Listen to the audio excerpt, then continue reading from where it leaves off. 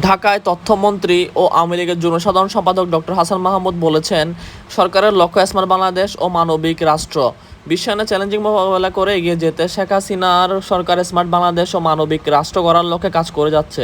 মঙ্গলবার 30শে মে ঢাকা বিশ্ববিদ্যালয়ের ঢাবি টিএসসি মিলনায়তনে ঢাকা বিশ্ববিদ্যালয় ইঞ্জিনিয়ারিং টেকনোলজি অনুষদের ডিএনও এর ঢাকা স্টক এক্সচেঞ্জের চেয়ারম্যান অধ্যাপক ডক্টর হাফিজুর রহমান মাহমুদ সহ আরও অনেকে উপস্থিত ছিলেন। বইয়ের প্রকাশনা উৎসবে অনলাইনে সংযুক্ত হয়ে প্রধান অতিথিরা বক্তব্যে তিনি কথা বলেন। 392 পৃষ্ঠার এই বইটির 23টি অধ্যায়ের স্মার্ট বাংলাদেশ গড়ার বিভিন্ন দিক বিবৃত রয়েছে। আওয়ামী লীগের যুগ্ম সাধারণ সম্পাদক ডক্টর হাসান মাহমুদ বলেন, 3টি শিল্প বিপ্লব থেকে আমরা বহুদূর পিছিয়ে ছিলাম, কিন্তু প্রধানমন্ত্রী জননেত্রী শেখ হাসিনার নেতৃত্বে এবং প্রধানমন্ত্রীর আইসিটি বিষয়ক উপদেষ্টা সজীব ওয়াজেদ জয়ের ধারণা থেকে আমরা চতুর্থ শিল্প বিপ্লব অর্থাৎ তথ্য যোগাযোগ প্রযুক্তির, রোবোটিক্স, আর্টিফিশিয়াল ইন্টেলিজেন্স এগুলোর সঙ্গে অত্যন্ত ঠিক সময়ে বাংলাদেশকে সমৃদ্ধ করতে সক্ষম হয়েছি।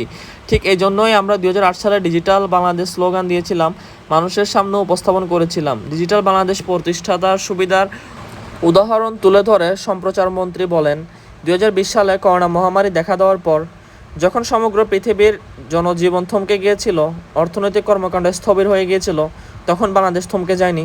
সরকার পরিচালনা থেকে শুরু করে শিক্ষার্থীদের পাঠদান সহ সব কিছু চালু ছিল। তিনি বলেন, সেই কারণে 2020-21 অর্থবছরে বিশ্বের ধনাত্মক জিডিপি অর্জনকারী 20টি দেশের মধ্যে বাংলাদেশ তৃতীয়। সে অর্থবছরে আমাদের মাথাপিছু আয় ভারতকে ছাড়িয়েছি। নিক ইনস্টিটিউট এবং ব্লুমবার্গের যৌথ জরিপে করোনা মহামারী মোকাবেলার ক্ষেত্রেও বিশ্বে আমরা পঞ্চম, উপমহাদেশে প্রথম। ডিজিটাল বাংলাদেশ রচনা এবং প্রত্যন্ত জনপদের মানুষের কাছেও ইন্টারনেট সুবিধা পৌঁছার ফলে এগুলো সম্ভবপর হয়েছে। গ্রন্থাগারকে ধন্যবাদ জানিয়ে হাসান মাহমুদ বলেন, সরকার পরিচালনায় ডিজিটাল প্রযুক্তি সর্বতোভাবে ব্যবহার করা হচ্ছে। সে প্রেক্ষাপটে আমরা আগামী নির্বাচনকে সামনে রেখে যে নতুন ধারণা মানুষের সামনে উপস্থাপন করতে চাই, সেটি হচ্ছে স্মার্ট বাংলাদেশ। স্মার্ট বাংলাদেশ গড়তে হলে স্মার্ট নাগরিক, স্মার্ট সমাজ, স্মার্ট সরকার ও স্মার্ট ব্যবসা দরকার। সেই 4টি মূল প্রতিপাদ্য বিষয়ের উপর গ্রন্থটির রচয়িতা অধ্যাপক ডক্টর হাফিজুর রহমান হাসান বাবুকে ধন্যবাদ জানাই।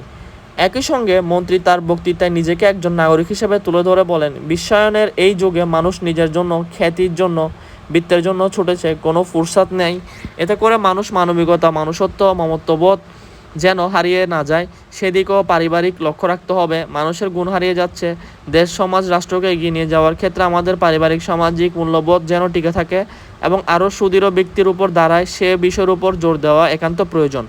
গ্রন্থাগার ডক্টর হাফিজ মোহাম্মদ হাসান বাবুর সভাপতিত্বে 21শে পদক কবি ও প্রধানমন্ত্রীর সাবেক মুখ্য সচিব কামাল আব্দুল নাসের চৌধুরী, বরিশাল বিশ্ববিদ্যালয়ের অধ্যাপক ডক্টর মোহাম্মদ সাদেকুল আরেফিন, ঢাবির উপাচার্য অধ্যাপক এস.এম. মাকসুদুল কামাল, ঢাবির শিক্ষক সমিতির সভাপতি অধ্যাপক ডক্টর নিজামুল হক ভূঁইয়া এবং জাতীয় প্রেস ক্লাবের সভাপতি ফরিদা ইয়াসমিন অনুষ্ঠানে বিশেষ অতিথির বক্তব্য রাখেন। ঢাকা 18 আসনে জাপার প্রার্থী হতে চান দয়াল। দর্শক, আজকের এই ভিডিওটি দেখে আপনারা ইতিমধ্যে বুঝতে পেরেছেন যে আওয়ামী লীগের মধ্যে চলছে তোলপাড়। কেউ এখন আর হাসিনাকে চাচ্ছে না। ভারতও হাসিনার সাথে আর কোনো রকম দেন দরবার করবে না বলে জানা গেছে। তো আসুন আমরা পরবর্তী নিউজটি দেখি।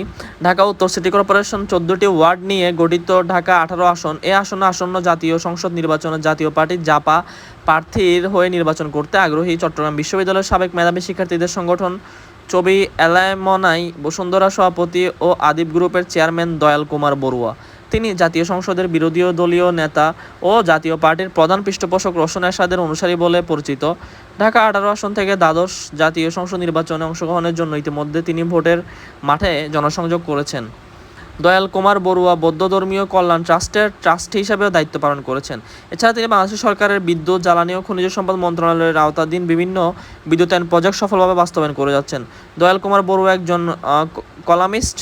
জন্মসূত্রে চট্টগ্রামের হলেও তিনি দীর্ঘদিন ঢাকা থেকে সফলভাবে সারা দেশের বিভিন্ন জেলা সরকারের বিভিন্ন উন্নয়নমূলক কার্যক্রম বাস্তবায়নে অগ্রণী ভূমিকা পালন করে যাচ্ছেন। সমাজের বিভিন্ন শ্রেণী পেশার মানুষকে নিয়ে কাজ করে তরুণদের একটি আলাপজনক সংগঠন বেটার ফিউচার বাংলাদেশ এর বিভিন্ন মানবিক কার্যাবলীর সঙ্গে তিনি সরাসরি যুক্ত রয়েছেন। কেমন নগরী চান, এমন প্রশ্নের জবাবে দয়াল কুমার বড়ুয়া জানান, তিনি স্বপ্ন দেখেন বর্তমান প্রজন্ম একটি জলবায়ু সহিষ্ণু ঢাকা নগরী পাবে। এখানে প্রচুর বৃক্ষরোপণ হবে, যানজট এবং জলজট মুক্ত ড্রেনেজ সিস্টেম হবে, পরিচ্ছন্ন নগরী শহর হবে এবং প্রজন্ম বিশুদ্ধ নাতিশীতোষ্ণ বাতাস হবে। এই উত্তপ্ত নগরী আবার প্রাণ ফিরে পাবে। দয়াল কুমার বড়ুয়া সাংবাদিকদের আরও বলেন, নির্বাচিত হলে ঢাকা 18 আসনের উন্নয়ন করাই হবে আমার মূল লক্ষ্য। আমি অতীত মানুষের পাশে ছিলাম, এখনও থাকবো। ধন্যবাদ।